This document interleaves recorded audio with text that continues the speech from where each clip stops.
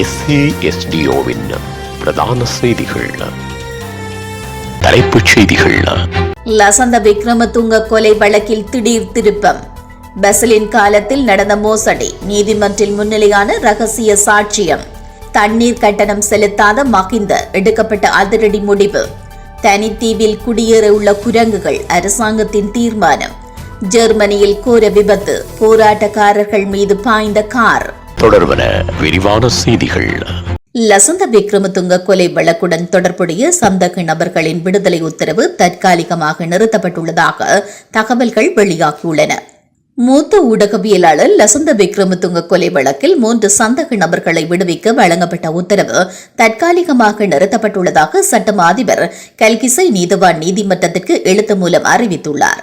மூத்த ஊடகவியலாளர் லசந்த விக்ரமதுங்க கொலை வழக்கில் சாட்சியங்களை மறைத்ததாகவும் சாட்சிகளை செல்வாக்கு செலுத்தியதாகவும் குற்றம் சாட்டப்பட்ட 3 சந்தக நபர்களை வழக்கிலிருந்து விடுவிக்க முடியும் என்று சட்டமா அதிபர் சமீபத்தில் குற்ற புலனாய்வு திணைக்களத்திற்கு அறிவித்திருந்தமை குறிப்பிடத்தக்கது. அவர்களை விடுதலை செய்ய வேண்டிய உத்தரவு சட்டமா அதிபர் திணைக்களத்தால் வழங்கப்பட்டதைத் தொடர்ந்து இந்த வழக்கு தொடர்பில் அதிகளவான எதிர்ப்பும் பாராளுமன்றத்தில் பிரதமர் லசந்த விக்ரமதுங்கவிற்கு நீதி வழங்கப்படும் என்ற உறுதிப்பாட்டையும் வழங்க வேண்டிய சூழ்நிலைகள் உருவாக்கப்பட்டிருந்தன. சுற்றுலா அபிவிருத்திக்காக கடந்த 2014ஆம் ஆண்டு 6 மில்லியனுக்கும் அதிகமான செலவில் டி-ஷர்ட்டுகள் அச்சிடப்பட்ட சம்பவம் தொடர்பாக ஒரு ரகசிய சாட்சியாளர் நீதிமன்றில் முன்னிலையாகியுள்ளார். இந்த நபர் கோட்டை நீதவான் நீதிமன்றத்தில் நேற்று முன்னிலையாக அழைக்கப்பட்டதாக தெரியவந்துள்ளது. பெசல் ராஜபக்ஷ பொருளாதார அபிவிருத்தி அமைச்சராக பணியாற்றிய காலத்தில் நடந்ததாக கூறப்படும் இந்த நிதி மோசடி தொடர்பான உண்மைகளை குற்றப்புலனாய்வு திணைக்களம் நீதிமன்றத்திற்கு அறிவித்துள்ளது. இந்த நிலையில் இது தொடர்பாக சுற்றுலா அபிவிருத்தி அதிகார சபையின் முன்னாள் தலைவர் ஒருவர் இந்த ரகசிய சாட்சியத்தை அளித்துள்ளதாக தெரிவிக்கப்பட்டுள்ளது. அத்தோடு குறித்த ரகசிய சாட்சியம் பிற்பகல் 2 மணியளவில் தொடங்கி 3 மணி நேரத்திற்கு மேலாக நீடித்ததாக கூறப்படுகிறது. முன்னாள் ஜனாதிபதி மஹிந்த ராஜபக்ஷவின் விஜயராம இல்லத்திற்கு நீர்விநியோகம் துண்டிக்கப்பட்டதாக கூறும் செய்திகள் தவறானவை என்று தேசிய நீர்வளங்கள் மற்றும் வடிகால் அமைப்பு அறிவித்துள்ளது. ஒரு அறிக்கையை வெளியிட்ட நீர்வளங்கள் சபை முன்னாள் ஜனாதிபதியின் இல்லத்திற்கு நீர் விநியோகத்தில் எந்த தடங்களும் இல்லை என்று தெரிவித்துள்ளது. எனினும் மஹிந்தவின் வீட்டிற்கு அருகில் உள்ள முன்னாள் பாதுகாப்பு வீரர்கள் வசித்து வந்த பகுதியொன்றில் நீர் விநியோகம் துண்டிக்கப்பட்டுள்ளதாக சபை தெரிவித்துள்ளது. 2024 அக்டோபரில் பணியாளர்கள் குறித்த பகுதியிலிருந்து வெளியேறியுள்ளதாகவும் இதற்கான கட்டணங்களை ஜனாதிபதி செயலகத்தால் செலுத்தப்பட்டதாகவும் அந்த அறிக்கையில் தெரிவிக்கப்பட்டுள்ளது.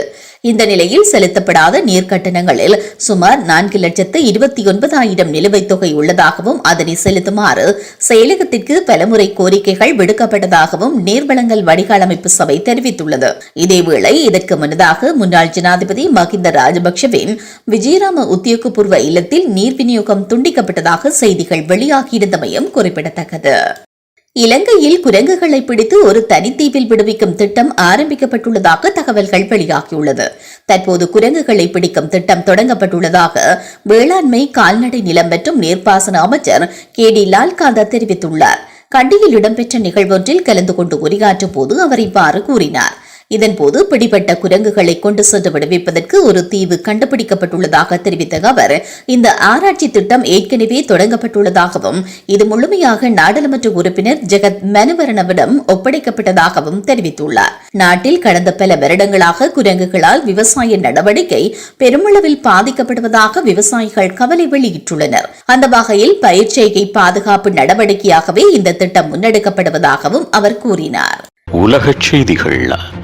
ஜெர்மனியில் முனிச் நகரில் இடம்பெற்ற போராட்டத்தில் கார் ஒன்று பாய்ந்தமையினால் 28 பேர் படுகாயமடைந்துள்ளனர். முனிச் நகரில் பாதுகாப்பு தொடர்பான சர்வதேச உச்சி மாநாடு நடைபெற்று வரும் நிலையில் உலகத் தலைவர்கள் பலர் அங்கு பங்கு பெற்றுள்ளனர். குறித்த நகரில் பல்வேறு கோரிக்கைகளை வலியுறுத்தி பொதுத்துறை நிறுவன ஊழியர்கள் போராட்டம் நடாத்தியிருந்தனர்.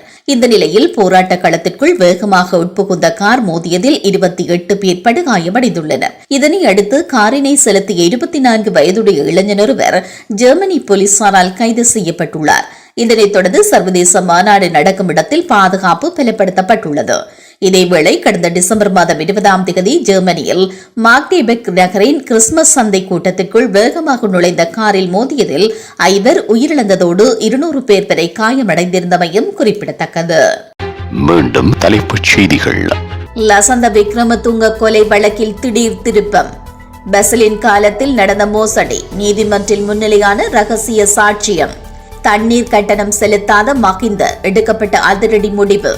தனித்தீவில் குடியேற உள்ள குரங்குகள் அரசாங்கத்தின் தீர்மானம். ஜெர்மனியில் கோர விபத்து, போராட்டக்காரர்கள் மீது பாய்ந்த கார்.